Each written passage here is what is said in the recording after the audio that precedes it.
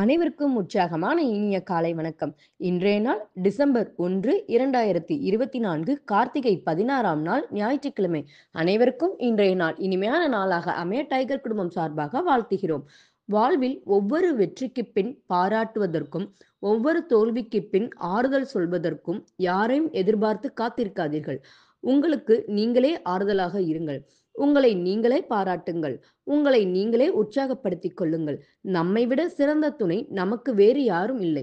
இப்பொழுது நாம் அனைவரும் எட்டின் மீது நிற்கிறோம். நமது விஷன் மிஷன் இறைவணக்கம் கூறப்போகிறோம். இதை நான் சொல்ல சொல்ல அதன் இடைவெளியில் நீங்களும் அதை திரும்ப சொல்லுங்கள். அப்படி சொல்வதனால் உங்களுக்குள் ஆற்றல் பெருகுவதை நீங்கள் உணர்வீர்கள். உங்களுக்குள் ஆனந்தமும் ஆரோக்கியமும் நிலைத்திருக்க இது உதவும். Tiger vision. மனம், புத்தி, உடல் மூன்றும் சமநிலையில் இருந்தால் வாழ்க்கை பிரகாசிக்கும். டைகர் மிஷன் ஒரு தனி மனிதனின் தொடர்ச்சியான ஆரோக்கியமும் பொருளாதாரமும் இவ்வுலகை மாற்றும். டைகர் இறைவணக்கம். என் வாழ்க்கையின் நம்பிக்கையாயிருக்கும் இறைவா, நான் சேவை செய்யும் இந்த அமைப்பே நீ வாழும் இடமென எண்ணுகிறேன். நான் தினமும் செய்யும் பணியே எனது கடமை என நம்புகிறேன். எனது உடலை கண்ணும் கருத்துமாய் பாதுகாப்பதே எனது பொறுப்பு என உணர்கிறேன். நன்றி இறைவா. நாம் ஆயுள் முழுவதும் ஆரோக்கியத்தோடு ஆனந்தமாய் வாழ்வதற்கு நமக்கு ஆயுள் முழுவதும் ஆசானாய் 8 நடை பயிற்சியை கற்றுத்தர வருகிறார் நமது குரு டாக்டர் டைகர் தேன்கொடு பிரபாகரன் அண்ணா அவர்களை உற்சாகத்தோடு வரவேற்கிறோம்.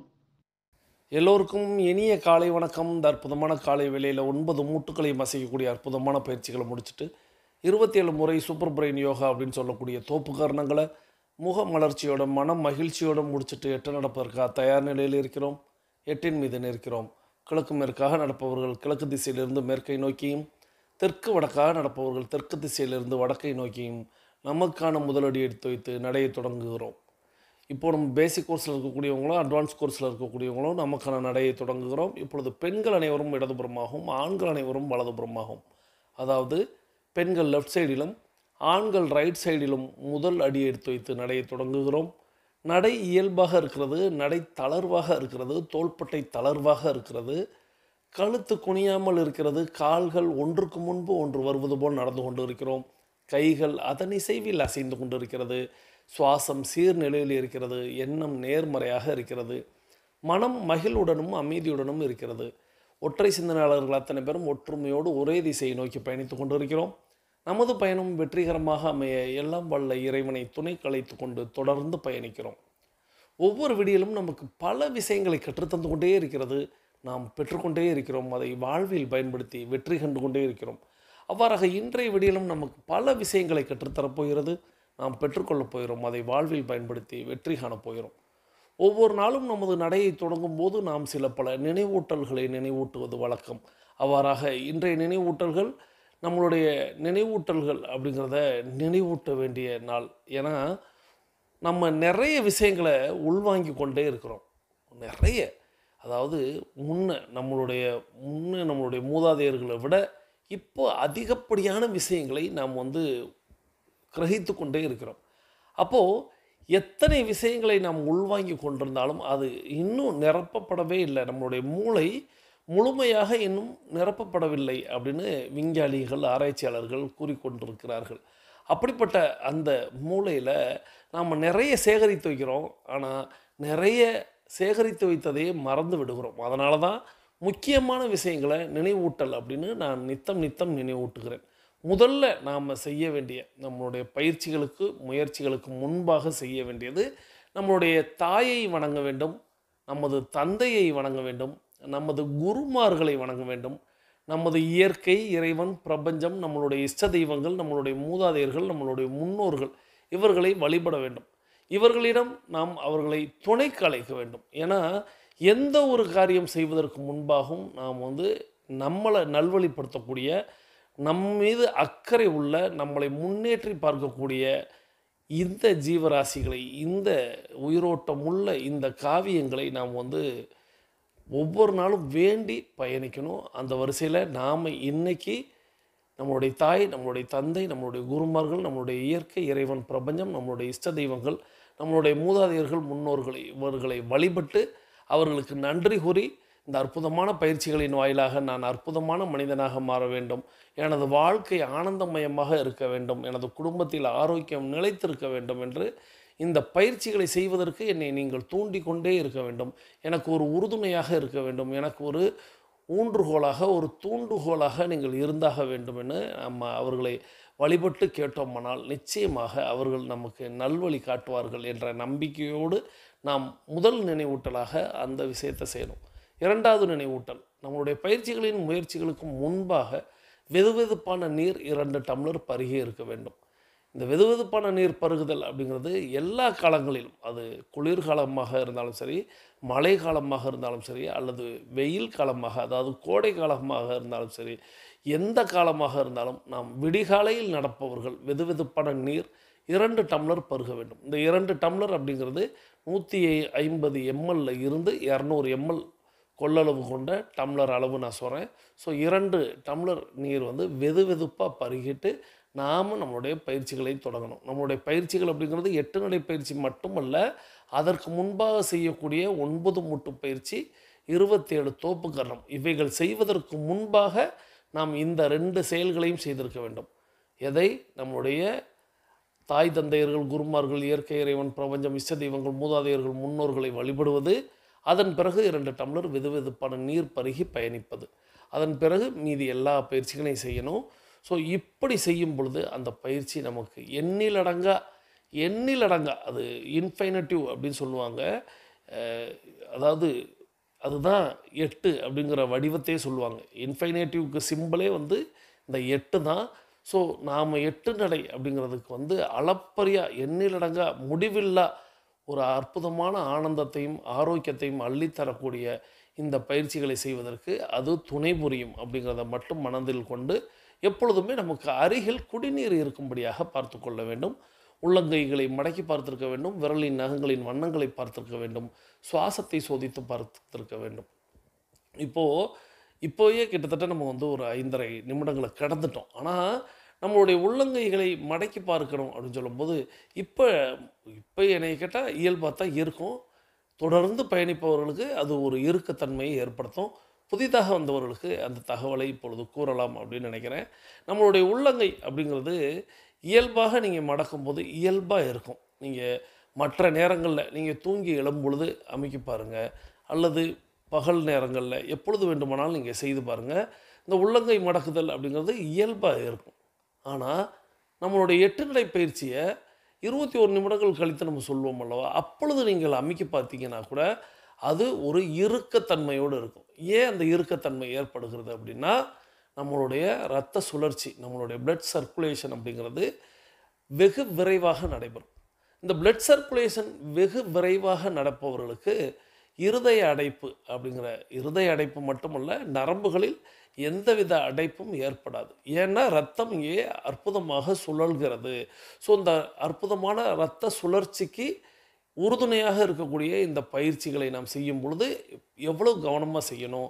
உள்ளங்கைகளை அதுக்காகவே மடக்கி பார்க்கணும். நீங்கள் உள்ளங்கைகளை ஒரு முறை மடக்கி பார்க்கும் பொழுது இயல்பாக இருக்கிறது. 21 நிமிடங்கள் கழித்து அதை மடக்கி பார்க்கும் பொழுது இறுக்கமாக இருக்கிறது. இறுக்கமாக இருக்கிறதுனா உங்களுடைய இரத்த ஓட்டம் அங்கே தடைபடுகிறது. அதாவது நீங்கள் இருக்கும் பொழுது கைகளை மடக்கும்போது உங்களுடைய விரல் நகங்கள் வரை அந்த இரத்தம் போவதனால் அது வேகமாக விரைவாக செல்வதனால் அதை தடுக்கும் விதமாக நாம் மடக்கும் பொழுது அங்கே ஒரு இறுக்கத்தன்மை ஏற்படுகிறது. ஸோ அந்த இறுக்கத்தன்மை அப்படிங்கிறத மட்டும் நாம் புரிந்து கொள்ள வேண்டும். அப்போ பிளட் சர்க்குலேஷன் அப்படிங்கிறது ரொம்ப அற்புதமாக நமக்கு நடைபெறுகிறது அப்படிங்கிறத நம்ம உணர்ந்து அதற்காக தான் ஒவ்வொரு நாளும் அதை செய்து பார்க்கணும். அப்படி செஞ்சுட்டு நீங்கள் விரலுடைய நகத்தை பார்த்தீங்க அப்படின்னா அதுவும் சிவப்பு நிறத்தில் இருக்கும். ஏன் அப்படின்னா, விரல் நகம் வரைய நம்மளுடைய ரத்தம் பாய்ஞ்சு வந்திருக்கும். அத நம்ம தடுத்திருக்கோம். அப்படி தடுக்கும்போது அந்த விரல் நகம் வந்து அப்படியே ஒரு பிங்க் நிறத்தில இருக்கும். இயல்புல பார்த்தீங்கன்னா இருக்காது. அந்த பிங்க் நிறத்தில இருக்கு அப்படின்னா, ரத்த ஓட்டம் சீரா சிறப்பா இருக்கு அப்படின்னு. அதுக்கப்புறம் சுவாசத்தை சோதித்து பார்க்க சொல்லுவோம். இந்த சுவாசம் சோதித்து பார்த்தல் அப்படிங்கிறது உங்களுக்கு எல்லாருக்குமே 2 நாசி. அதாவது மூக்கு அப்படின்னா, மூக்குல 2 துவாரம்.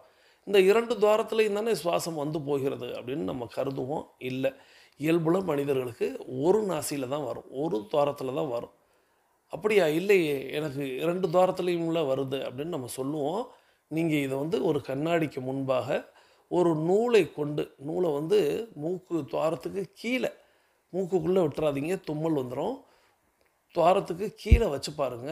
எந்த சைடு அசையுதுன்னு பாருங்க. அந்த சைடு தான் சுவாசம் அப்படிங்கிறது வெளிவரும். உள்ள போன சுவாசம் வெளிவருதல் அப்படிங்கிறது ஒரு நாசியில தான் வரும். நம்ம 2 நாசியிலயும் சுவாசம் எடுக்கலாம். ஆனா வெளிவிடுவது ஒரு நாசியில தான் வெளிவிடுவோம். அதேபோல இன்னொரு நாசியிலயும் நீங்க வைத்து பார்த்தீங்கன்னா தெரியும். இது வந்து 8 நடை தொடங்குவதற்கு முன்பாக செய்து பாருங்கள். நிச்சயமாக ஒரு சுவாசம் ஒரு துவாரத்தில தான் இருக்கும். 8 நடை பயிற்சி முடித்த பிறகு, அதாவது 21 நிமிடங்கள்லே தொடங்க ஆரம்பிச்சிரும். 42 நிமிடங்கள்ல அது ரொம்ப சூப்பரா இருக்கும்.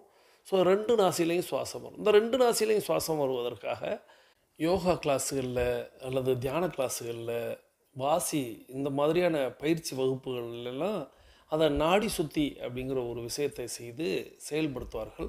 நாடி சுத்தி செய்யும்போது என்ன நடைபெறும் அப்படின்னா, ரொம்ப நேரத்துக்கு அந்த சுவாசம் அப்படிங்கிறது 2 தாரத்திலயும் வராது. ஸோ ஒரு பயிற்சியை தொடங்குவதற்கு முன்பாக அதை செய்யணும். தியானம் செய்வதற்கு முன்பாக 2 நாசிகளையும் வர வைக்கணும் அப்படிங்கிறதுக்காக செய்வாங்க. ஆனா 8 நடை பயிற்சியை நம்ம மேற்கொள்ளும் பொழுது, 8 நடை பயிற்சியை நம்ம தொடர்ந்து செய்யும் பொழுது, நம்மளுடைய 42 நிமிடங்கள்ல 2 நாசிகளையும் அற்புதமா சுவாசம் வரும். எவ்வளோ நேரம் வரும் அப்படின்னு கேட்டோம்னா, ஒரு 21 நிமிடங்கள் வரும். அப்போ நம்ம 8 நடை பயிற்சியை மேற்கொண்டு முடித்ததுக்கு பிறகு, நாம ஒரு 20 நிமிடத்திற்குள்ளாக நல்லதத்தான் நினைக்கணும். இல்ல நம்ம எப்போதுமே நல்லத தானே நினைப்போம் அப்படின்னா, நிச்சயமாக அதில் தவறொன்றும் இல்லை. நல்லதை மட்டுமே எண்ணணும். ஸோ நல்லதை எண்ணுவதற்கு நாம முதல்ல அஃபர்மேஷன் விசுவலைசேஷன் பண்ணணும். இது கிட்டத்தட்ட நாம நம்மளுடைய வீடியோவில் கொடுத்துருக்கிறதே உங்களுக்கு வந்து 15 நிமிடங்கள் அப்படிங்கிறது தாராளமாக வரும். இல்ல நான் ஷார்ட்டாக தான் பண்ணுறேன் அப்படின்னா, தயவுசெய்து அந்த 20 நிமிடங்களில் நீங்கள் பூஜை அறைக்கு போகலாம். அல்லது நீங்கள் உங்களுக்கு பிடித்த இஷ்டமான எது வேண்டுமானாலும் செய்யலாம். இல்ல நாளை பற்றின விஷயங்களை நீங்கள் எழுதலாம். அதாவது இன்றைய நாளை பற்றின விஷயங்களை நீங்கள் எழுதலாம். இப்படி நல்ல விதமா பிறருக்கு யாருக்கு நீங்க ஆசி வழங்கணும், வாழ்த்து வழங்கணும் அப்படின்னா, அந்த நேரத்தை நீங்கள் தேர்வு செய்து கொள்ள வேண்டும். ஏன்னா இன்னைக்கு ஞாயிற்றுக்கிழமை. ஞாயிற்றுக்கிழமை அப்படின்னாலே நமக்கு தெரியும் ஏதேனும் ஒரு வரலாற்று கதை அல்லது ஏதேனும் ஒரு புராண கதை இப்படி பார்ப்பது வழக்கம். இதுதான் நம்ம தொடங்கிய காலத்திலிருந்து டைகர் கிளப் அப்படிங்கிற ஒரு விஷயம் தொடங்கிய காலத்திலிருந்து நம்ம இன்றைக்கி 4ஆம் ஆண்டில் பயணித்து கொண்டிருக்கிறோம். அப்பொழுதிலிருந்து இப்பொழுது வரை நம்ம வந்து தொடர்ந்து செய்யக்கூடிய ஒரு செயல் அப்படின்னா, ஞாயிற்றுக்கிழமைகளில் வரலாற்று கதைகள், புராண கதைகள் பார்ப்பது வழக்கம். பல நூற்றாண்டுகளுக்கு முன்னாடி இன்னைக்கு தமிழ் பேசப்படுற இந்த நிலப்பரப்பு 3 முக்கிய மண்டலங்களா பிரிஞ்சிருந்தது. சேர, சோழ, பாண்டியர்கள் ஆட்சி செய்த பகுதியை தான் நான் சொல்றேன். இது தவிர பல குறுநில மன்னர்கள் ஆட்சி செய்த பகுதிகளும் சிற்றரசுகளும் கூட நம்ம கிட்ட உண்டு. ஆனா முடியுடை மூவேந்தர்களை தவிர வேற எந்த சிற்றரசர்களுக்கும் குறுநில மன்னர்களுக்கும் மணிமுடி அணிகிற உரிமை கிடையாது. நமக்கு நல்லாவே தெரியும், இந்த சேர, சோழ, பாண்டியர்களுக்கு இடையில எப்ப பார்த்தாலும் ஒரு போராட்டமும் போர்களும் நடந்துகிட்டே தான் இருக்கும். ஆனாலும் இவங்க ஒற்றுமையா இருக்கிற ஒரு குறுகிய காலம் இருந்தது. அந்த காலகட்டத்துல இந்த முடியுடை மூவேந்தர்களும் சேர்ந்து தங்களைப் போலவே மணிமுடி அணிந்து கொள்கிற உரிமையை ஒரு சிற்றரசனுக்கு கொடுத்தாங்க. அந்த அரசன் வேற யாரும் இல்ல, கடையேழு வள்ளல்களுள் ஒருவரான மலையமான் திருமுடிக்காரி. நம்ம இன்னைக்கு மலையமான் திருமுடிக்காரியுடைய வரலாறு தான் ஒரு கதை வடிவில பார்க்க போறோம். நட்புன்னு வந்தா, நண்பன்னு வந்தா எதையுமே யோசிக்காம எந்த ஒரு உதவியானாலும் செய்யக்கூடிய ஒரு ஆள் தான் இந்த மலையமான் திருமுடிக்காரி. அப்படி அவர் சேர, சோழ, பாண்டியர்களுக்கு உதவி செஞ்சப்போ நிறைய பொன்னும் பொருளும் அவருக்கு அவங்க கொடுத்தாங்க. ஆனா அது எதையும் கூட அவர் தனக்குன்னு வச்சுக்கிட்டது கிடையாது. எவ்வளவு பெரிய வீரனா இருந்தும் யாருடைய மனசும் கோணுற மாதிரி அவர் பேசினதும் கிடையாது. இப்படி கொடையும் வீரமும் ஒரு சேரப்பெற்ற மலையமான் திருமுடிக்காரிய பத்தி இன்னும் வேற என்னெல்லாம் சங்க இலக்கியங்கள் சொல்லுது, கல்வெட்டுகள் சொல்லுது, அததான் நம்ம இன்னைக்கு ஒரு கதை வடிவுல பார்க்க போறோம். நன்றி. நான் ஏற்கனவே குறிப்பிட்டது போல இன்னைக்கு நம்ம பார்க்க போற ஒரு கதை, வரலாற்று கதை அப்படிங்கிறது மலையமான் திருமுடிக்காரி அப்படின்னு சொல்லக்கூடிய கடையேழு வள்ளல்கள்ல ஒரு நபராக காரி ஓரி பாரி அப்படின்னு நம்ம சொல்லுவோம். அந்த 7 வள்ளல்களை குறிப்பிடும் போது அதுல நம்ம காரிய பத்தி இன்னைக்கு பார்க்க போயிடும். நான் சொன்னேன்ல திருக்குறள்ல காரியத்துல கண்ணா இருக்கணும் அப்படிங்கிற ஒரு வார்த்தையும், துணை அப்படிங்கிற ஒரு வார்த்தைக்கு, நட்பு அப்படிங்கிற ஒரு வார்த்தைக்கு, காரி எந்த பக்கம் இருக்கிறானோ அந்த பக்கம் வெற்றி அப்படிங்கிற அளவுக்கு அவன் தோளோடு தோள் கொடுப்பான் அப்படிங்கிறதையும் இப்ப சொன்னாங்க. சோ சேர சோழ பாண்டியர்கள் அப்படிங்கிற ஒரு மட்டும்தான் அந்த திருமுடி அப்படிங்கிற ஒரு விஷயத்தை அணிய முடியும். அப்பொழுது ஒரு சில புலவர்களுக்கும் அதை வழங்கி இருக்கிறார்கள். அது ஒரு நாளைக்கு பார்க்கலாம். அப்படி இந்த 3 நபர்களும் எப்பொழுதுமே எதிரும் புதிருமாக சண்டையிட்டுக் கொள்வார்கள். நிறைய சிற்றரசர்கள் இருந்தாங்க. ஆனா இந்த 3 நபர்களை மட்டும்தான் ஆஹ் இந்த திருமுடி அணியக்கூடிய ஒரு விஷயமாக வைத்திருந்தார்கள். இவர்கள் 3 பேரும் இணைந்திருக்கக்கூடிய ஒரு சூழல்ல அப்போதான் அந்த காரியை பத்தி எல்லாருமே தனித்தனியாக பேசிக் கொள்கிறார்கள். எல்லோருக்குமே உதவியும் செய்திருக்கிறான். எல்லோரிடமும் நட்பாகவும் இருந்திருக்கிறான். அப்போ நம்ம எல்லாரும் சேர்ந்து ஏன் அவருக்கும் திருமுடி அணியலாமே அப்படிங்கிற மாதிரி பேசி சிற்றரசர்கள்ல ஒரு நபர் திருமுடி அணிந்திருக்கிறார் என்றால் அந்த திருமுடிக்காரி அப்படின்னு சொல்லக்கூடிய மலையமான் திருமுடிக்காரி அவருடைய கதையைத்தான் நாம இன்னைக்கு பார்க்க போகிறோம். பாருங்கள், தொடர்ந்து மலையமான் திருமுடிக்காரியின் கதையை கேட்கலாம். இன்னைக்கு இந்த காலத்துல விழுப்புரம் மாவட்டத்துக்கு பக்கத்துல கள்ளக்குறிச்சி அப்படிங்கிற ஒரு மாவட்டம் இருக்கு. அந்த மாவட்டத்துல திருக்கோவிலூர் அப்படின்னு ஒரு ஊரும் இருக்கு. இந்த திருக்கோவிலூரின் பண்டைய காலத்து பெயர் திருக்கோவலூர். இந்த திருக்கோவலூரை தலைமையாக கொண்டு முள்ளூர் அப்படிங்கிற மலையையும் அந்த மலை சார்ந்த பகுதிகளையும் மலையமான் அப்படிங்கிற இனத்தவர்கள் ஆட்சி செய்துட்டு வந்தாங்க. மலையமான்கள் ஆட்சி செய்ததுனால அந்த பகுதிக்கு மலையமான் நாடு அப்படிங்கிற பெயர் வந்தது. பின்னால அந்த பெயர் தான் மருவி மலாடு அப்படின்னு ஆச்சு. சதா காலமும் நீர் ஓடுற தென்பெண்ணை ஆற்றுடைய தென்கரை இந்த மலாட்டுல இருக்கிறதுனால மலாடு அப்படிங்கிற நாடு மிகவும் செழிப்பா வயல்வெளிகளோட இயற்கை வளங்களோட நிறைஞ்சிருந்தது. இந்த மலாட்டை ஆட்சி செய்த போருக்கு புறமுதுகு காட்டாத மலையமான்கள் மரபில் தோன்றியவர் தான் மலையமான் திருமுடிக்காரி. இந்த மலையமான் திருமுடிக்காரி ஒரு பெரிய வீரன். வில் வாழ் வேல்னு எல்லாமே தெரிஞ்ச ஒரு வித்தகன். இவர் அரசனாகும் போது முள்ளூர் அப்படிங்கிற ஒரு மலையும் அந்த மலையை சுற்றி ஒரு சிறிய நிலப்பரப்பும் மட்டும்தான் மலாடுடைய எல்கைக்குள்ள வந்தது. ஆனா தான் பதவியேற்ற பின்னாடி சிறிய படையா இருந்த தன்னுடைய நாட்டின் படைகளை பயிற்சி கொடுத்து பெரிய அளவுல ஆக்குனாரு காரி. அடுத்தடுத்த படையெடுப்புகள்ல அந்த பெரிய படை வெற்றி கொண்டு அதனால மலாடுடைய நிலப்பரப்பு பறந்து விரிய ஆரம்பிச்சது. இப்படி வெற்றி மேல வெற்றி சேர்த்த காரியின் புகழும் வீரமும் அந்த படையுடைய திறமும் அடுத்தடுத்து பல நாட்டு அரசர்களுக்கு தெரிய வந்தது. மூவேந்தர்களுக்கும் சேர்த்துதான். இதனால மூவேந்தர்கள் தங்களுக்கு போர்களின் போது போர் வீரர்கள் தேவைப்பட்டா, படை துணை தேவைப்பட்டா காரியின் உதவிய நாட ஆரம்பிச்சாங்க. ஆர்ப்பரிக்கும் காரியின் படைகளை பார்த்தாலே அந்த காலத்துல எல்லாருக்கும் ஒரு பயமும் வியப்பும் இருந்தது. காரிக்கு சென்ற இடமெல்லாமே வெற்றிதான். மலையமான் காரி எந்த பக்கம் இருக்கிறாரோ அந்த பக்கம் தான் வெற்றி அப்படிங்கிற அளவுக்கு மலையமான் காரியுடைய புகழ் ஓங்கி வளர ஆரம்பிச்சது. நன்றி. தொடர்ந்து மலையமான் திருமுடிக்காரி அவருடைய கதையை கேட்டிருக்கோம். அது எந்த பகுதியில எப்படி அமைந்திருந்தது அப்படிங்கிறத விளக்கமா சொன்னாங்க. விழுப்புரம் மாவட்டம் கள்ளக்குறிச்சி. இப்ப நம்ம எல்லாரும் மனசுலயுமே கள்ளக்குறிச்சி அப்படின்னு சொன்னாலே ஒரு பள்ளியின் நினைவு தான் வந்து போகும். அந்த விழுப்புரம் மாவட்டம் கள்ளக்குறிச்சி திருக்கோவிலூர், இப்ப நம்ம திருக்கோவிலூர் அப்படின்னு அழைக்கக்கூடிய அந்த ஊர் முதல் திருக்கோவலூர் அப்படின்னு அழைக்கப்பட்டது.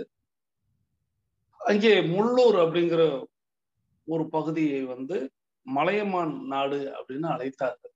அந்த மலையமான் நாடு அப்படிங்கிறது மருவி மலாடு அப்படிங்கிற மாதிரி வந்தது. அது ஒரு தென்பெண்ணை ஆற்றங்கரையில ரொம்ப செழிப்போட வளர்ந்த ஒரு அற்புதமான மலை பிரதேசம்.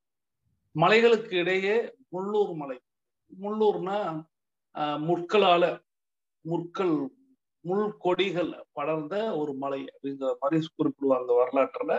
அந்த மலையில ஆட்சி செய்த ஒரு தலைவனாக, ஒரு ஊர் தலைவனாகத்தான் காரி தன்னுடைய பயணத்தை தொடங்கி இருப்பார்.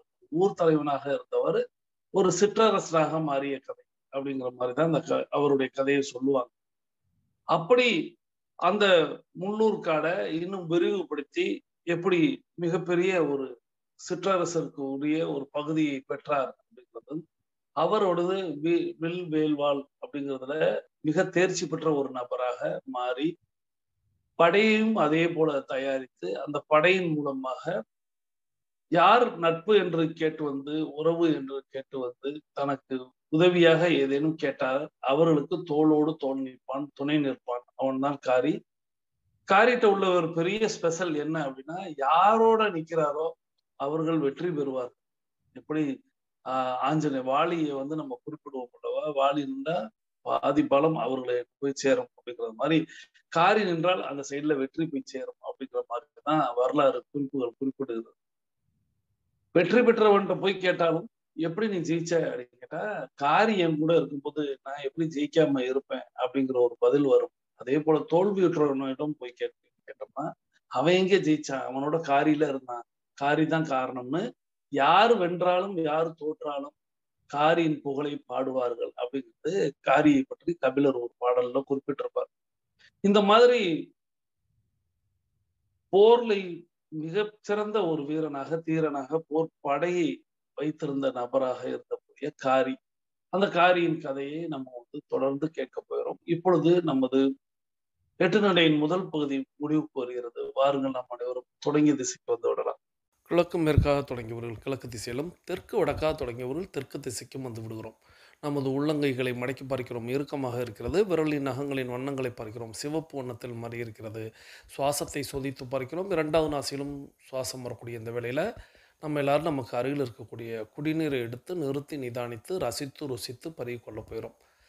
நமது நீர் பருகும் பொழுது நமது கவனத்தை நீரில் தான் வைக்கணும், நீரின் சுவையில் வைக்கணும், நீரின் தன்மையில் வைக்கணும் அப்படின்னு சொல்லுவோம். நீர்னு சொல்லும்போது எனக்கு நம்மளுடைய சென்னை வாழ் மக்கள், அதாவது சென்னையை சுற்றி உள்ள மக்கள், நம்மளுடைய டைகர் கிளப்பில் பயணிப்பவர்கள், இவங்களையெல்லாம் ஏன்னா நேற்றிலிருந்தே எனக்கு எல்லாரோடைய நினைவும் வந்து போனது.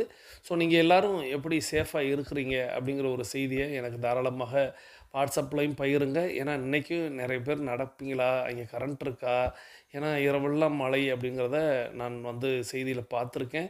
ஸோ உங்களை பற்றின தகவலை தாராளமாக குறிப்பிடுங்கள். இது வந்து ஒரு சகோதரனாக உங்களிடத்தில் நான் விசாரிக்கிறேன். எல்லாருக்கும் என்னால் ஃபோன் போட்டு பேச முடியாது அப்படிங்கிறதுக்காக நேற்றைக்கு கூட நான் வந்து நம்மளுடைய சென்னை குரூப்பில் வந்து நான் கேட்டிருந்தேன். ஸோ மற்ற ஊர்களில் எப்படி மழை இருக்கிறது, நீரின் அளவு எப்படி இருக்கிறது, உங்களுடைய நிலை எப்படி இருக்கிறதுன்னு தாராளமாக குறிப்பிடுங்கள். நிச்சயமாக நல்லதே நடக்கும். ஸோ நீரை பற்றி சொல்லும் பொழுது எனக்கு நினைவுக்கு அது வந்தது. ஸோ நீர் பருகி முடிச்சிருப்பீங்க. நீர் பருகி முடித்தவங்க எல்லோரும் நம்மளுடைய கருத்து பெட்டியில் கருத்து பதிவிட போயிடும். நம்மளுடைய மொபைல் ஃபோனை எடுத்துக்கிட்டு அதில் கருத்து பதிவிட போயிடும். முதல் கருத்தாக என்ன கருத்து அப்படின்னா, நம்ம டிஏ ரிப்போர்ட் நேற்றைக்கே அனுப்பிவிட்டோமா? இந்த கேள்விக்கு நீங்கள் ஒவ்வொரு நாளும் விடையளிக்கணும்னு நான் சொல்லியிருக்கேன். எல்லாருமே விடையளிக்கிறீங்க. அதாவது கருத்து பெட்டியில் யாரெல்லாம் கமெண்ட் பண்ணுறீங்களோ அவங்க எல்லாரும் நீங்கள் பதிலளிக்கிறீங்க. மிக்க நன்றி. மற்றவர்களும் முயற்சி செய்யுங்கள். ஒவ்வொரு நாளிலும் நம்ம வந்து ஒரு புது விஷயத்தை, ஏன்னா இன்றைக்கி 1ஆம் தேதி டிசம்பர் 1 அப்படின்னு ஒரு மாதத்தோடைய பிறப்பு, வருடத்தோடைய இறுதி மாதம் அப்படிங்கிற மாதிரி இந்த நாளில் கூட நம்ம ஒரு உறுதி எடுத்துக்கலாம். சரி, இன்னையிலேருந்து நம்ம கருத்து பெட்டியில் கருத்துக்களை பதிவிடுவோம், கமெண்ட் பதிவிட்டு நம்மளுடைய அட்டண்டன்ஸை நம்ம வந்து ஃபில் பண்ணுவோம், நம்ம தொடர்ந்து பயணிக்கிறோங்கிறது யாராவது ஒருத்தவங்க கண்காணிக்கணும் அப்படின்னு நீங்களாகவே முடிவெடுத்து நீங்கள் வந்து கருத்து பெட்டியில் பதிவிடணும். ஸோ முதல் கேள்வி, டிஏ ரிப்போர்ட் அனுப்பிவிட்டீர்களா? 2வது கேள்வி அப்படிங்கிறது, நம்மளுடைய 1400வது நாளுக்கு உங்களுடைய ஃபீட்பேக் அப்படிங்கிற ஒரு விஷயத்தை ஞாயிற்றுக்கிழமை, அதாவது இன்றைக்குள்ளாக உங்களை அனுப்பி வைக்க சொன்னேன். எத்தனை பேர் அனுப்பியிருக்கீங்க அப்படிங்கிற செய்தியும் எனக்கு இன்னும் வந்து சேரலை. ஸோ உங்களுக்கு நினைவூட்டும் விதமாக இன்றைக்கி அது நீங்கள் கருத்து பெட்டியில் உங்களுடைய கருத்துக்களை பதிவிடணும் அப்படிங்கிறத இந்த இடத்துல நினைவூட்டினாலும் நீங்கள் எனக்கு ஒரு உறுதி கொடுங்க. இன்றைக்கி நீங்கள் உங்களுடைய வாழ்த்து செய்தி அடங்கிய உங்களுடைய ஆடியோவை அனுப்பி வைப்பீர்களா? உங்களுடைய வாழ்த்து செய்தி அடங்கிய உங்களுடைய ஆடியோவை அனுப்பி வைப்பீங்களா? அதில் உங்களுடைய கருத்துக்களையும் பதிவிடுங்கள்னு நான் சொல்லியிருந்தேன். ஸோ நிச்சயமாக உங்களுடைய ஃபீட்பேக்கையும் பின்னூட்டங்களையும் தாராளமாக கொடுக்கலாம். அல்லது நம்மளுடைய டைகர் கிளப் அப்படிங்கிறது அடுத்தடுத்து, ஏன்னா உங்களை நித்தம் வாழ்த்தக்கூடிய டைகர் கிளப்பை நீங்கள் வாழ்த்துவதற்கு எப்பொழுதாவது தான் வாய்ப்பு கிடைக்கும். ஸோ அப்படி நீங்கள் உங்களுடைய வாழ்த்து செய்தியை நீங்கள் உங்களுடைய மொபைலின் மூலமாக ஆடியோ வாயிலாக நீங்கள் கொடுத்தீங்க அப்படின்னா அது வந்து அன்றைய நாளில் ஒளிபரப்பப்படும். ஸோ இதுதான் 2வது கேள்வி. உங்களுடைய ஃபீட்பேக் அடங்கிய வாழ்த்துக்கள் அடங்கிய அந்த ஆடியோவை இன்றைக்கி நீங்கள் அனுப்பி வைப்பீர்களா? இந்த 2 கேள்வி. இந்த 2 கேள்விக்கு விடையளித்தால் போதும். ஸோ முதல் கேள்வி, டிஏ ரிப்போர்ட் அனுப்பிட்டீங்களா அப்படிங்கிறதும், அதை அனுப்பியிருப்பேன்னு சொல்லுவீங்க.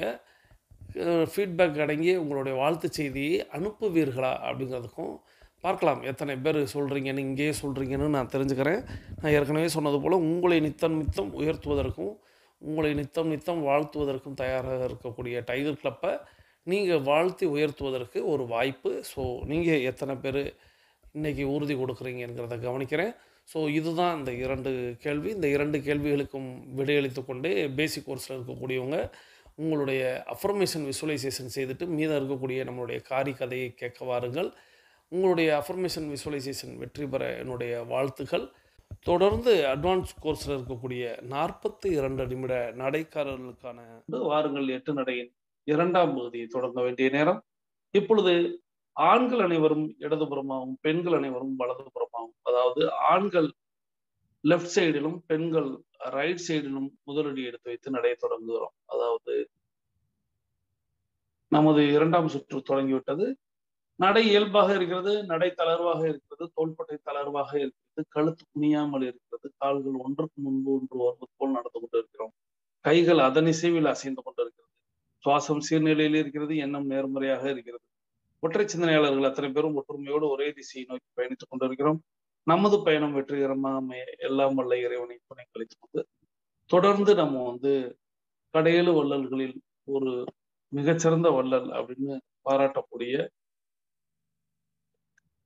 மலையமான் திருமுடிக்காரி கதையை கேட்டுக்கொண்டிருக்கிறோம்.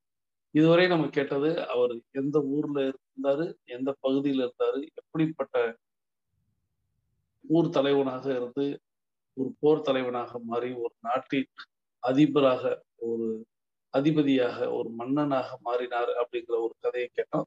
தொடர்ந்து அவருடைய கதையை கேட்கலாம் வாருங்கள். வரலாற்று கதையின் 3ஆம் பகுதியை கேட்டுக்கொண்டே நடக்கலாம். இந்த இடத்துல உங்களுக்கு ஒரு சந்தேகம் வந்திருக்கணும். மூவேந்தர்களுடைய படையே ரொம்ப பெருசுதானே, அவங்களுக்கு எதுக்கு காரியுடைய படை உதவி அப்படின்னு. இதை நம்ம புரிஞ்சுக்கணும் அப்படின்னு சொன்னா தற்காலத்துல இருக்கிற ராணுவ அமைப்பை பத்தி கூட நம்ம சேர்த்து தெரிஞ்சு வச்சிருக்கணும். இந்த காலத்திலயும் ஒரு நாடு தன்னுடைய ராணுவத்தை எந்த இடத்துல கொண்டு போய் நிறுத்துது? பார்டர், அதாவது எல்லை பகுதியில, அப்படிதானே? அந்த மாதிரிதான் அந்த காலத்திலயும் சேர சோழ பாண்டியர்கள் தங்களுடைய நாட்டின் எல்லை பகுதியில தான் பாதுகாப்பை அதிகமா வச்சிருந்தாங்க. அப்படி பார்க்கும்போது சேர சோழ பாண்டியர்களுடைய எல்லை பரப்பு மிகவும் பெரியது. இப்போ ஒரு போர் வருதுன்னு வச்சுக்கோங்களேன், எந்த பகுதியில அந்த போர் நடக்குதோ அந்த தளவாடங்கள்ல இருக்கிறவங்க தான் அந்த போர்ல பங்கேற்பாங்க. ஒருவேளை இன்னும் படைபலம் தேவைப்பட்டது அப்படின்னு சொன்னா பக்கத்துல இருக்கிற தளவாடங்கள்ல இருந்து கூப்பிட்டு அனுப்பிச்சுக்குவாங்க. ஒரு முனையில மட்டும் போர் நடக்காம பல முனைகள்ல போர் நடந்த காலங்களும் கூட இருக்கு. பத்தாததுக்கு அந்த போர் நடக்கிற இடத்துக்கு பக்கத்துல இருக்கிற சிற்றரசர்களுக்கு இன்னும் அதிகமாவே அந்த நிலப்பரப்பை பற்றியும் அதை சுற்றி இருக்கிற இடங்களை பற்றியும் விவரம் தெரியும். இந்த காரணங்கள்னாலதான் எந்த இடத்துல போர் நடக்குதோ அந்த இடத்துக்கு பக்கத்துல இருக்கிற சிற்றரசனுடைய துணையோ நட்போ இவங்களுக்கு இருந்தது அப்படின்னா அந்த சிற்றரசனுடைய படைகளை தங்களுக்காக பயன்படுத்திக்கிட்டாங்க. சொல்ல போனா 1வது உலக யுத்தம், 2வது உலக யுத்தம், ஏன் இந்த காலகட்டம் வரைக்கும் இந்த நுட்பம் பயன்பாட்டுல தான் இருக்கு. இதை நம்ம அலைட் போர்சஸ், அதாவது நட்பு நாடுகளின் படை துணை அப்படின்னு சொல்லுவோம். சரி, இப்ப நம்ம இந்த கதைக்குள்ள போலாம். காரியுடைய படையுதவிய மூவேந்தர்கள் நாடுனதுக்கும் நான் சொன்னது எல்லாம் தான் காரணம். இப்படி அவங்களுக்கு துணையா போருக்கு போகும்போது வெற்றி பெற்று திரும்பும் காரிக்கு அவங்க நிறைய பொன்னும் பொருளும் கொடுத்து அனுப்புவாங்களாம். அவங்க அப்படி கொடுத்து அனுப்புற பொருள்கள் எதையுமே காரி தனக்குன்னு வச்சுக்கணும் அப்படின்னு நினைச்சதே இல்லையா. பரிசு பொருள் கொடுக்கறது மட்டும் இல்ல, தன்னை நாடி வந்த இரவலர்களை ஆகட்டும் புலவர்களை ஆகட்டும் புண்படும்படி ஒரு வார்த்தை கூட காரி பேசினது கிடையாதான். அவங்கள கூப்பிட்டு வச்சு அவங்கள மகிழ்விக்கிற மாதிரி வார்த்தைகள் பேசுவார் அப்படின்னு பாடல்கள் சொல்லுது. இப்படி போயிட்டு இருக்கும் போது ஒரு நாள் மலையமான் காரியுடைய வாழ்க்கையில நடந்த ஒரு சம்பவம். ஒரு புலவர் காரிய தேடி அவனுடைய அரண்மனைக்கு வந்திருக்கிறாரு. அந்த புலவர் பாடி முடிச்ச பின்னாடி அவர்கிட்ட கொஞ்ச நேரமா உட்கார்ந்து பேசிட்டு இருக்கிற மலையமான் காரி தன்னுடைய உதவியாளர்கள் கிட்ட சொல்லி பரிசு பொருட்கள் எடுத்து வைக்க சொல்றாரு. அந்த உதவியாட்களும் பரிசு பொருட்கள் எல்லாமே எடுத்து வச்சுட்டு அந்த புலவரை அனுப்புறதுக்கு தயாராகிறாங்க. அப்ப அந்த இடத்துக்கு வந்து அந்த பரிசு பொருட்களை எல்லாம் பாக்குற மலையமான் காரிக்கு பயங்கரமான கோவம் வந்துருச்சு. ஏன்னா தன்னை நாடி வரும் புலவர்களுக்கு பரிசு பொருள்களோட சேர்த்து ஒரு குதிரையையோ அல்லது தேரையோ கொடுக்கிறது மலையமான் காரியின் வழக்கம். இந்த பரிசு பொருள்களோட ஒரு தேரையோ அல்லது குதிரையையோ உதவியாளர்கள் வைக்கல அப்படிங்கறதுதான் மலையமான் காரியுடைய கோபமே. அதுக்கு அந்த உதவியாளர்கள் பதில் சொல்றாங்க, நம்ம ஏற்கனவே பொன்னும் பொருளும் நிறையவே கொடுத்திருக்கோம். இதோட சேர்த்து அந்த குதிரையையும் தேரையும் கொடுத்தா அதனுடைய மதிப்பு அந்த புலவருக்கு தெரியுமா அல்லது அவருக்கு பயன்படுத்ததான் தெரியுமா? நம்ம கிட்ட இந்த தேரோ குதிரையோ இருந்தது அப்படின்னு சொன்னா அடுத்த முறை போருக்கு போகும்போது நமக்காவது பயன்படும், அதனாலதான் கொடுக்கல அப்படின்னு சொல்றாங்க அவங்க. அதுக்கு மலையமான் காரி என்ன பதில் சொன்னாருன்னு தெரியுமா? என்னைக்குமே ஒருத்தருக்கு கொடையா ஒரு பொருளை கொடுக்கும் போது அந்த பொருளின் தன்மையை ஆராயக்கூடாது. வாங்குறவங்களுடைய மதிப்பை நம்ம எடை போடக்கூடாது. நல்ல நேரம் கெட்ட நேரம்னு எதுவுமே பார்க்க கூடாது. நம்ம கிட்ட இருக்கிறதுல எதை நம்ம சிறந்ததா நினைக்கிறோமோ, நம்ம கிட்ட இருக்கிறதுல எதுக்கு நம்ம அதிக மதிப்பை கொடுக்கிறோமோ அதை தான் அடுத்தவங்களுக்கு கொடையா கொடுக்கணும் அப்படின்னு. மலையமான் திருமுடிக்காரிய பொறுத்த வரைக்கும் போர் தான் வாழ்க்கையே. அந்த போர்ல தனக்கு பயன்படக்கூடிய குதிரைகளையும் தேர்களையும் கூட வந்தவங்களுக்கு தானமா கொடுத்ததுதான் அவருடைய கொடை பண்புல மிகவும் சிறந்த பண்பா கருதப்படுது. இதனால அவருக்கு இரவலருக்கு குதிரை தந்தவன் அப்படிங்கிற பெயரும் இருக்கு, தேர்வன் மலையன் அப்படிங்கிற பேரும் கூட வந்தது. நன்றி. தொடர்ந்து நம்ம மலையமான் திருமுடிக்காரி அவருடைய கதையை கேட்டுக்கிட்டு இருக்கோம். அந்த கதையில அவங்க ஒரு கேள்வியை நம்மளிடமே கேட்டாங்க. இந்த சேர சோழ பாண்டியர்கள் அப்படின்னு சொல்லக்கூடிய இந்த மூவேந்தர்களும் மிகப்பெரிய நாட்டை உடையவர்கள், மிகப்பெரிய படையை உடையவர்கள். அவங்களுக்கு ஒரு சிற்றரசன் எப்படி உதவி செய்யும்? அவரிடம் இருக்கக்கூடிய அப்படி என்ன போர் தந்திரங்கள் இருக்க போகிறது, கருவிகள் இருக்க போகிறது, போர்ப்படை வீரர்கள் இருக்க போகிறார்கள் அப்படிங்கிற ஒரு கேள்வி எல்லாருக்குள்ளயுமே எழும்பும். அந்த எழும்புன கேள்வியை அவங்களாகவே கேள்வியாக கேட்டு, இன்னைக்கு ஒரு எடுத்துக்காட்டுக்கு எடுத்துக்கொள்ளுங்கள். இன்றைய நாடுகள் எல்லாமே பெரிய பெரிய நாடுகளாக இருந்தாலும் ஒரு சின்ன நாட்டையும் சிற்றரசர்கள்னு சொல்லக்கூடிய சிறிய நாடுகளை கூட ஏன் நாடுறாங்க அப்படிங்கிற ஒரு கேள்வியை கேட்டா, பார்டர் அப்படிங்கிற ஒரு விஷயம் இருக்கிறது அல்லவா, அந்த பார்டர்ல நம்ம ஸ்ட்ராங்கா இருக்கணும் அல்லவா அப்படின்ட்டு குறிப்பிட்டாங்க. இன்னைக்கு சைனாவுக்கும் நம்மளுக்கும் மேல இருந்து கீழே வரைய பாத்தீங்கன்னா அந்த எல்கை பிரச்சனையில நாம மோதி கொண்டு இருக்கிறோம். அப்போ அந்த பக்கத்து நாட்டுகளை நட்பாக நம்ம வைத்திருக்க வேண்டும் அப்படிங்கிறத இன்னைக்கு காலகட்டத்துல கூட நம்ம பார்த்து கொண்டிருக்கோம். இன்னைக்கும் நம்மளுக்கு பல விதத்துல குடைச்சல்கள் இடைஞ்சல்களை கொடுத்து கொண்டிருக்கக்கூடிய இலங்கையாக இருந்தால் கூட, அந்த இலங்கையில் நாம் ஏன் இலங்கைக்கு இன்னைக்கு உள்ள நிலையில நம்ம உதவி செய்து கொண்டிருக்கிறோம் அப்படின்னா, அதற்கு காரணமும் எல்கை பிரச்சனை. எல்கையில எதிரி அமர்ந்து விட்டால் அது பெரிய சிக்கலை உண்டு பண்ணும் அப்படிங்கிறதுக்காக நீங்க எல்லாருமே அந்த கதையெல்லாம் கேள்விப்பட்டிருக்கீங்க. ஸ்ரீலங்கால சைனா எந்த அளவுக்கு ஆதிக்கம் செலுத்தினாங்க அப்படிங்கிறதும், நாம எப்பொழுதுமே நட்பு நாடாக இலங்கையோடு ஏன் இருக்கிறோம் என்பதற்கும் முக்கிய காரணம் அப்படிங்கிறது இந்த பார்டர் அப்படிங்கிற ஒரு விஷயம். ஸோ அந்த சிறிய நாடுகளாக இருந்தாலும் கூட நாம் இன்னைக்கும் அந்த நட்பை தொடர்வதற்கு காரணம் இந்த எல்கையில பார்டரை பலமாக வைத்திருக்க வேண்டும் அப்படிங்கிறதுக்கு இன்னைக்கு உள்ள ஒரு எடுத்துக்காட்டை ரொம்ப அற்புதமா அந்த யூடியூபர் கொடுத்திருந்தாங்க. ஸோ தொடர்ந்து நம்ம காரியோட கதைக்குள்ள போயிடலாம். அப்படி பார்டர்ல எல்கையில இருக்கக்கூடிய இன்னொரு நாட்டை பத்தின நன்கு தெரிந்த, அந்த இடத்துல பிறந்து வளர்ந்த ஒரு சிற்றரசனுக்கு மூளை முடுக்கெல்லாம் தெரியும். அந்த பார்டர் எப்படி இருக்கும், எந்த ஊர் எந்த மாதிரி அமைஞ்சிருக்கும், எப்படி காத்தடிக்கும், எப்படி அப்படிங்கிற மாதிரி ஒவ்வொரு துல்லியமாக அந்த இடத்தை பற்றின ஒரு விளக்கம் அவர்களுக்கு தெரியுங்கிறதுனாலதான் அவர்களோடு நட்பு கொண்டு போரிடுவார்கள் அப்படிங்கிறத குறிப்பிட்டு அதற்கு காரி பெயர் போன மண் அப்படிங்கிறத குறிப்பிட்டிருந்தாங்க.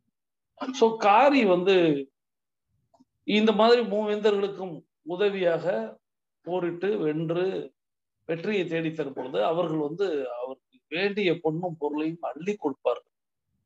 ஏன்னா ஒரு நாட்டை ஜெயிச்சுட்டா நிச்சயமாக முதல்ல அவங்க கைப்பற்றுறது கஜானா அப்படின்னு சொல்லக்கூடிய அந்த நாட்டின் வளத்தை முதல் தூக்குவாங்க. ஸோ அப்படி தூக்கும் போது அந்த பொன்னையும் பொருளையும் அள்ளி வாரி வழங்குவார்கள். வெற்றிக்கு காரணியாக இருந்த அந்த காரி. இப்போ காரி என்ன செய்வாரு அப்படின்னா, அதை எல்லாத்தையும் கொண்டு ஊர்ல இருக்க எல்லாருக்குமே வாரி வழங்குவாராம். அதுலயும் குறிப்பிட்டு அவரை நாடி போவோர் புலவர்களுக்கு, இரவலர்களுக்கெல்லாம் அள்ளி அள்ளி வழங்குவாராம். போரிட்டு வென்று 3வது நாளே தன்னிடம் ஒன்றும் இல்லாமல் ஆய்விடுவாராம். அதான் காரிட்ட கூடிய ஒரு பண்பாக குறிப்பிடுறாங்க.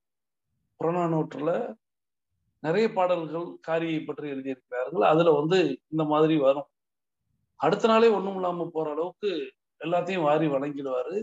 யாரையும் தகுதியெல்லாம் பார்க்கவே மாட்டாரு. பகுப்பாய்வுலாம் செய்ய தெரியாது. எல்லாரும் ஒண்ணுதான் அப்படிங்கிற மாதிரி அள்ளி அள்ளி வழங்கக்கூடியதுல ஒரு முக்கியமான நபர். அப்படித்தான் இப்போ ஒரு கதையை சொன்னாங்க. எப்பொழுதுமே அவர் கொடுக்கும்போது குதிரையோ அல்லது தேரோ பரிசளிப்பது அவருடைய வழக்கம். அப்படி ஒரு புலவருக்கோ இரவலருக்கோ பரிசு வழங்க உத்தரவிடும் போது பொன்னும் பணியும் மற்ற வைடூரியங்கள் இந்த மாதிரியான விஷயங்களைத்தான் வழங்கினார்களாம். அவருக்கு கோபம் வந்து விட்டதாம். எங்கே குதிரை அல்லது எங்கே தேர், நாம் அது கொடுக்காமல் நாம் கொடுக்க மாட்டோமே அப்படிங்கிற போது, பொன்னும் பொருளுடைய மதிப்பை இவர்களுக்கு தெரியுமா என்னன்னு தெரியல. அதோட சேர்த்து குதிரையோ தேரோ நம்ம கொடுத்தோம் அப்படின்னா அதோடைய மதிப்புலாம் இவங்களுக்கு எங்கே தெரிய போகுது. ஸோ நம்ம வந்து நம்மள்ட்ட இருந்தா கூட அதை பயன்படுத்தணும் அப்படின்னு சொல்ற போது, காரி சொன்ன ஒரு அற்புதமான ஒரு விஷயத்தை தான் இன்னைக்கு நாம அவங்க பூர்த்தி இருக்காங்க. ஒரு நபருக்கு நாம் ஒரு உதவி செய்கிறோம் என்றால், நாம் எதை அதிகமாக விரும்புகிறோமோ, எதை எப்படி எதிர்பார்க்கிறோமோ அப்படி வழங்க வேண்டும். நம்ம வந்து ஒரு ஒரு எடுத்துக்காட்டுக்கு சொல்லணும் அப்படின்னா, வறியவர்களுக்கு, எளியவர்களுக்கு நம்மளுடைய பழைய ஆடைகளை வழங்குவோம். இது நிறைய பேர் செய்வோம். இந்த பழைய ஆடைகளை வழங்கும் பொழுது எப்படி கொடுக்கணும் அப்படின்னு சொல்றாங்க அப்படின்னா, அந்த ஆடை முதல்ல அழுக்காக இருக்கக்கூடாது, சுத்தமாக சலவை செய்யப்பட்டிருக்கு. அந்த ஆடையில் எந்த கிழிசலும் இருக்கக்கூடாது, அது தைத்து இருக்க வேண்டும். அந்த ஆடை சுத்தமாக சலவை செய்து தைத்து எந்த கிழிசலும் இல்லாத அளவுக்கு ஒரு அற்புதமான ஆடையாக வழங்க வேண்டும் அப்படிங்கிறது தான் நடைமுறையிலும் சரி, அப்பையும் சரி எல்லாருமே கடைபிடித்த ஒரு விஷயம். அது ஏதோ யாருக்கோ தானே கொடுக்கணும் அப்படின்ட்டு கண்ணை மூடிட்டு கொடுக்க கூடாது. ஒண்ணு. இன்னும் அதை விட ஒரு படிப்பு வேலை பண்ணணும்னா, பழைய ஆடையை கொடுப்பதை விட புத்தாடை வாங்கி கொடுப்பது இன்னும் மிக சிறந்தது.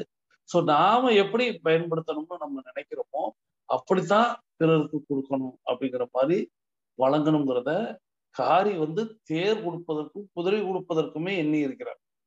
ஸோ இதை பார்த்து கூட ஒரு பாடல்ல கபிலர் வந்து கண்டிச்சிருப்பாரு. ஸோ அந்த பாடல் இதுக்கு பிறகு குறிப்பிடுகிறார்களான்னு பார்ப்போம். இன்னும் காரியை பற்றி எனக்கு தெரிந்த விஷயங்களை பகிர்கிறேன். பாருங்கள், இறுதி சுற்று அப்படின்னு சொல்லக்கூடிய இறுதி பகுதியை நம்ம கேட்டுக்கொண்டே நடக்கலாம். இப்படியே கொஞ்சம் கொஞ்சமா மலையமான் திருமுடிக்காரிய பற்றிய செய்திகள் பிற நாடுகளுக்கும் பரவ ஆரம்பிச்சது. எவ்வளவு பெரிய வீரனா இருந்தாலும் தான் கிட்ட வர புலவர்கள் கிட்ட அன்போடையும் பண்போடையும் நடந்துக்கிறான் அப்படிங்கறது எல்லாருக்குமே ஒரு சிறப்பான விஷயமா தெரிஞ்சது. இதனால ஒரு முக்கியமான ஆள் மலையமான் காரிய சந்திக்கிறதுக்காக திருக்கோவிலூருக்கு வந்தாங்க. அது வேற யாரும் இல்ல, கபிலர் தான். மூவேந்தர்களின் நன்மதிப்பை பெற்று மதுரை தமிழ் சங்கத்தின் தலைமை புலவரா இருந்தவர் கபிலர். ஆனா அங்கே இருந்து ஒரு முறை வேள்பாரி மன்னனை பார்ப்பதற்காக பரம்பு மலைக்கு போயிட்டு பாரி மன்னனுடைய அன்புக்கு மயங்கி பரம்பு மலையிலே தங்க ஆரம்பிச்சாரு கபிலர். வேள்பாரி மன்னனோட இருக்கிறதுனால கபிலரை பொறுத்த வரைக்கும் எந்த ஒரு பொருளுக்கும் தேவையில்லை, அன்புக்கும் பஞ்சம் இல்ல. ஆனாலும் மலையமான் திருமுடிக்காரியுடைய அன்பு பண்புகளை கேள்விப்பட்டு அவனை ஒரு தடவையாவது பார்க்கணும் அப்படின்னு ஆசைப்பட்டு திருக்கோவிலூருக்கு வந்தாரு.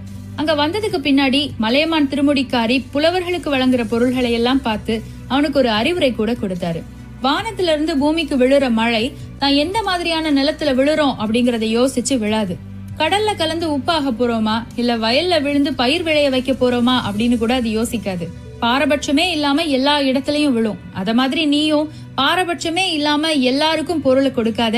உன்கிட்ட புலவர்கள் பாடி வரும்போது அவர்களுடைய பாடலின் தன்மைக்கு ஏற்ப அவர்களுக்கு பொருள் கொடுத்து பழகு அப்படின்னு கபிலர் அறிவுரை சொல்லிட்டு போனாரு மலையமான் திருமுடிக்காரிக்கு. கபிலர் எல்லா மன்னர்களையும் எல்லாம் புகழ்ந்தோ வாழ்த்தியோ பாடினது கிடையாது. அந்த வகையில கபிலரால பாடப்பட்ட வெகு சில மன்னர்கள்ல மலையமான் திருமுடிக்காரியும் ஒருத்தர். நன்றி. தொடர்ந்து நம்ம வந்து காரியின் கதையை கேட்டோம். நான் குறிப்பிட்டது போலவே கபிலரையும் இந்த யூடியூபரும் குறிப்பிட்டிருக்காங்க. சோ கபிலர் தான் சொல்லுவாரு, நீ வந்து தகுதி பார்க்காம நீ வந்து கொடுக்க கூடாது, நீ வந்து இப்படி வாரி வாரி வழங்கிட்டு இருக்க, அது தவறு அப்படின்னு அவரை சுட்டி காட்டுறாரு.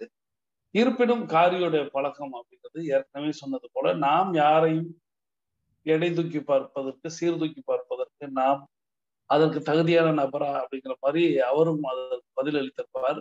சோ காரியோட கதை அப்படிங்கறத அவர்கள் ஒரு கோணத்துல சொன்னாங்க. இன்னும் காரியை பற்றின சில விஷயங்கள் இருக்கிறது.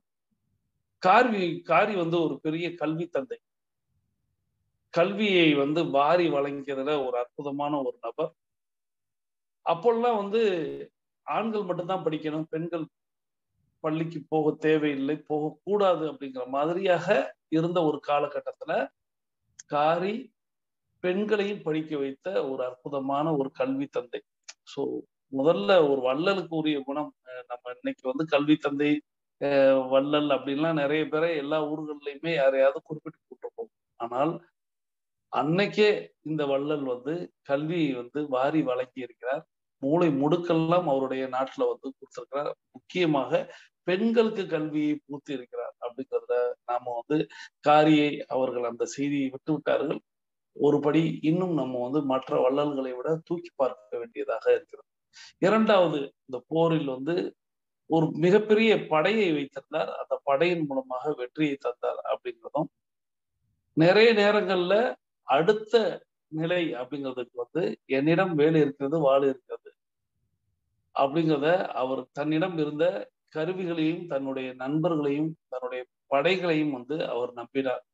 சோ அதனால இருப்பதையெல்லாம் வாரி வழங்கிட்டு அடுத்த வேலைக்கு என்ன செய்யலாம் அப்படின்னா, அடுத்த வேலைக்கு தான் என்கிட்ட கையில தான் வேல் இருக்கே, வாள் இருக்கே அப்படின்னு தான் குறிப்பிடுவாராம். சோ அந்த அளவுக்கு தன்னையும், தன்னை சார்ந்தவர்களையும், தன்னுடைய கருவிகளையும் வந்து நம்பி அடுத்த கட்டத்தை நோக்கி பயணிப்பவர் அப்படிங்கிறதையும், தனக்கு கிடைத்த அத்தனையுமே வாரி வழங்கியவர் அப்படிங்கிறோம்.